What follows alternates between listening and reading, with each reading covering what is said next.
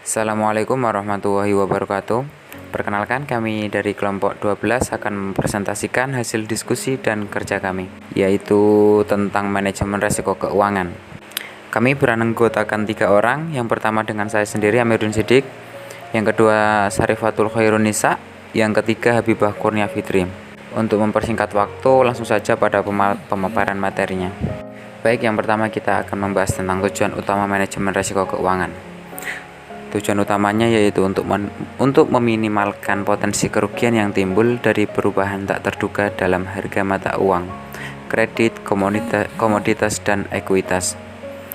Risiko volatilitas harga yang dihadapi ini dikenal sebagai risiko pasar. Para pelaku pasar cenderung tidak berani mengambil risiko. Perantara pasar keuangan dan pencipta pasar memberikan respon dengan menciptakan produk keuangan yang memungkinkan seseorang pelaku pasar yang mengalihkan resiko yang sama. Untuk yang selanjutnya, resiko pasar. Terdapat beberapa bentuk yang dapat kita ketahui tentang resiko pasar. Yang pertama, likuiditas timbul karena tidak semua produk manajemen risiko keuangan dapat diperdagangkan secara bebas. Pasar yang sangat tidak liquid ini misalnya seperti real estate dan saham dengan kapitalisasi kecil. Yang kedua, diskontinuitas pasar mengacu pada risiko bahwa pasar tidak selalu menimbulkan perubahan harga secara bertahan. Kejatuhan pasar saham pada tahun 2000 merupakan satu contoh kasus. Yang ketiga, risiko kredit merupakan kemungkinan bahwa pihak lawan dalam kontrak manajemen risiko tidak dapat memenuhi kewajibannya. Sebagai contoh, pihak lawan yang menyepakati penukaran euro Prancis menjadi dolar Kanada mungkin gagal untuk menyerahkan euro pada tanggal yang dijanjikan. Untuk yang keempat, risiko regulasi adalah risiko yang timbul karena pihak otoritas publik melarang penggunaan suatu produk keuangan untuk tujuan tertentu. Sebagai Bursa Efek Kuala Lumpur tidak mengizinkan penggunaan short sale sebagai alat perlindung nilai terhadap penurunan harga ekuitas. Yang kelima, risiko pajak merupakan risiko bahwa transaksi lindung nilai tertentu tidak dapat memperoleh perlakuan pajak yang diinginkan. Sebagai contoh, perlakuan kerugian valuta asing sebagai keuntungan modal ketika label biasa lebih disukai. Untuk yang keenam, risiko akuntansi adalah peluang bahwa transaksi lindung nilai tidak dapat dicatat sebagai bagian dari transaksi yang hendak dilindungi nilai. Contohnya adalah ketika keuntungan atas lindung nilai terhadap komitmen pembelian perlakuan sebagai laba-laba lain dan bukan sebagai pengurang biaya pembelian. Untuk selanjutnya akan disampaikan oleh rekan saya. Mengapa mengelola risiko keuangan? Jika nilai perusahaan menyamai nilai kini arus kas masa depannya, manajemen potensi risiko yang aktif dapat dibenarkan dengan beberapa alasan. 1. Manajemen eksposur membantu dalam menstabilkan ekspektasi arus kas. Perubahan aliran arus kas yang lebih stabil dapat meminimalkan kejutan laba sehingga meningkatkan nilai kini ekspektasi arus kas. 2. Manajemen eksposur yang aktif memungkinkan perusahaan untuk berkonsentrasi pada risiko bisnisnya yang utama. 3. Para pemberi pinjaman karyawan dan pelanggan juga memperoleh manfaat dari manajemen eksposur.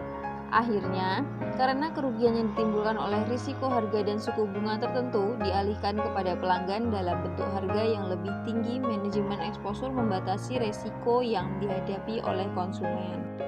Peranan akuntansi. Akuntan manajemen membantu dalam mengidentifikasi eksposur pasar, mengkuantifikasi keseimbangan yang terikat, dengan strategi respon risiko alternatif, mengukur potensi yang dihadapi perusahaan terhadap risiko tertentu, mencatat produk lindung nilai tertentu, dan mengevaluasi efektivitas program lindung nilai. Adapun peranan akuntansi dalam membantu mengidentifikasi eksposur pasar yaitu 1. Identifikasi risiko pasar, 2. Menguantifikasi penyeimbangan, 3. Manajemen risiko di dunia dengan terus mengambang. Selanjutnya, manajemen potensi risiko. Tugas dari manajemen potensi risiko ini menyusun struktur permasalahan perusahaan untuk meminimalkan pengaruh buruk, terus memerlukan informasi mengenai potensi terhadap risiko falas yang dihadapi, Potensi terhadap risiko falas timbul apabila perubahan kurs falas juga mengubah nilai aktiva bersih, laba dan arus kas suatu perusahaan. Pengukuran akuntansi tradisional terhadap potensi risiko falas ini berpusat pada dua jenis potensi risiko, yaitu translasi dan transaksi. Selanjutnya, futur keuangan. Futur keuangan ini merupakan komitmen untuk membeli atau menyerahkan sejumlah mata uang asing pada suatu tanggal tertentu di masa depan dengan harga yang ditentukan. Futur juga digunakan untuk penyelesaian tunai dan penyerahan dan dapat dibatalkan sebelum pengiriman dengan melakukan penyeimbang untuk instrumen keuangan yang sama.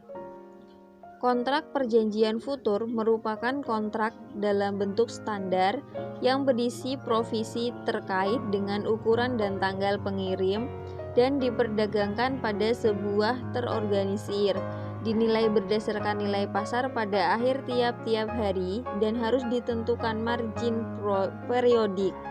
Kerugian atas kontrak ini menimbulkan penambahan margin atau margin call, sedangkan keuntungan menimbulkan pembayaran tunai. Kontrak ini juga dapat digunakan untuk berspekulasi dalam antisipasi pergerakan harga dan untuk memanfaatkan anomali jangka pendek dalam penetapan harga kontrak futur.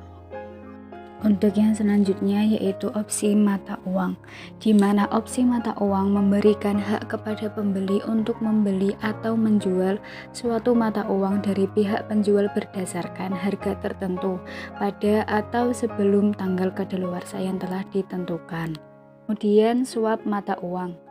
Di sini mencakup pertukaran saat ini dan di masa depan atas dua mata uang yang berbeda berdasarkan kurs yang telah ditentukan sebelumnya.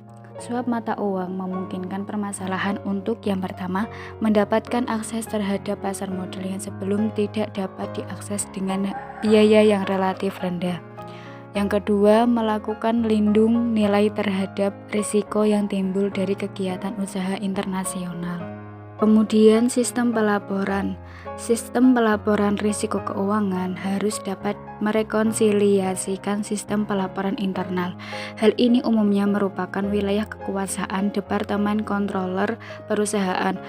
Pendekatan tim merupakan cara yang efektif dalam menemukan tujuan risiko keuangan, standar kinerja, serta sistem pengawasan dan pelaporan.